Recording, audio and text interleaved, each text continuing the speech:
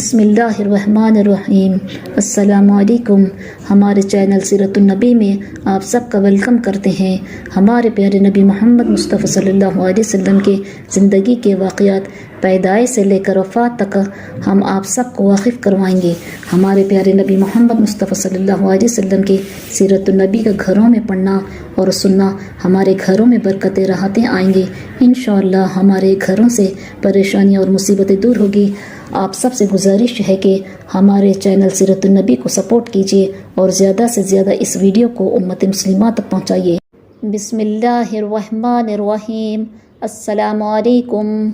चलिए हम अब सब के सामने मुआहदा हुदैबिया का वाक़या बयान करते हैं।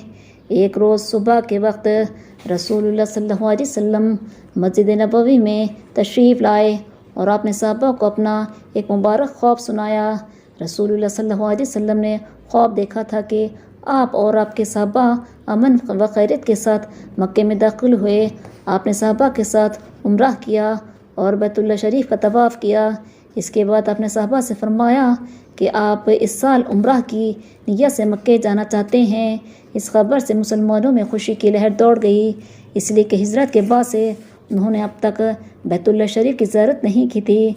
मुशरिकों ने इन्हें मक्के से भी दूर कर दिया था और काबा की ज़ियारत से भी महरूम कर दिया था। इनके दिल रह रहकर बैतुल्लाह की ज़ियारत करने के लिए तड़पते थे, मगर रास्ते में मुशरिक कुरैश इनका रास्ता रोके हुए खड़े थे।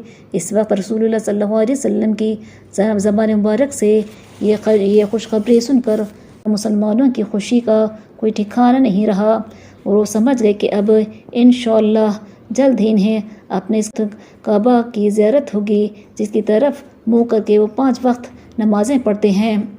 इसके बाद रसूलुल्लाह सल्लल्लाहु अलैहि वसल्लम ने रवानगी का ऐलान फरमा दिया। आपने मदीने में हज़रत नमीला इब्न अब्दुल्ला लेसी को क़ाइम मुक़ाम बनाया और ज़िलक़अदा 6 हिजरी में आप 1400 सहाबा के साथ मक्के को रवाना हुए। आपने अरब के कबीलों में भी ऐलान कराया कि जो लोग साथ चलना चाहें वो चल सकते हैं। इस तरह आपके साथ मुहाजिरों और अंसारियों के अलावा कोई दूसरे अरब कबीलों के लोग थे। ज़वा हलीफ़ा के मुक़ाम पर पहुंचकर आपने और सब मुसलमानों ने उम्रह का एहराम बांधा। आपके साथ 70 कुर्बानी के ऊँट थे। इनको आपने काफ़िले के आगे चलाया। इससे आपका मकसद ये था कि सबको मालूम हो जाए कि आप जंग के इरादे से नहीं रवाना हुए, बल्कि इबादत और बैतुल्लाह की ज़ियारत के लिए रवाना हुए हैं।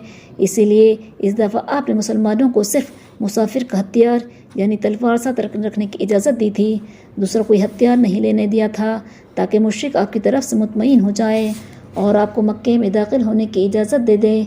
काफ़िले में आगे आगे रसूलुल्लाह सल्लल्लाहु अलैहि वसल्लम अपने ऊँटी पर सवार चल रहे थे, जिसका नाम खुस्वा था। इस मरतबा अज़वाज में से आपके साथ हज़रत उम्मे सलमा थी।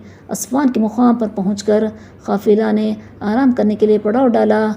मक्के में कुरैश को इत्तला मिली कि रसूलुल्लाह सल्लल्लाहु अलैहि वसल्लम ज़बरदस्त लश्कर के साथ मक्के पर चढ़ाई करने आ रहे हैं। ये ख़बर सुनकर कुरैश भौंचका रह गए, क्योंकि इन्हें इस ख्याल नहीं था कि रसूलुल्लाह सल्लल्लाहु अलैहि वसल्लम ख़ास मक्के का रुख भी फरमा सकते हैं। मगर ये गलत ख़बर सुनकर ही इनके होश उड़ गए और सारे मक्के में हलचल मच गई।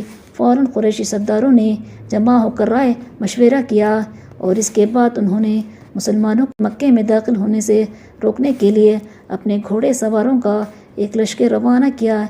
इस लश्कर की कमान खालिद इब्न वलीद कर रहे थे, जो इस वक्त मुसलमान नहीं हुए थे। ये अपना लश्कर लेकर ज़ी तुवी के मुक़ाम पर पहुँच गए और वहाँ कमीन गाहों में छुपकर मुसलमानों का इंतज़ार करने लगे।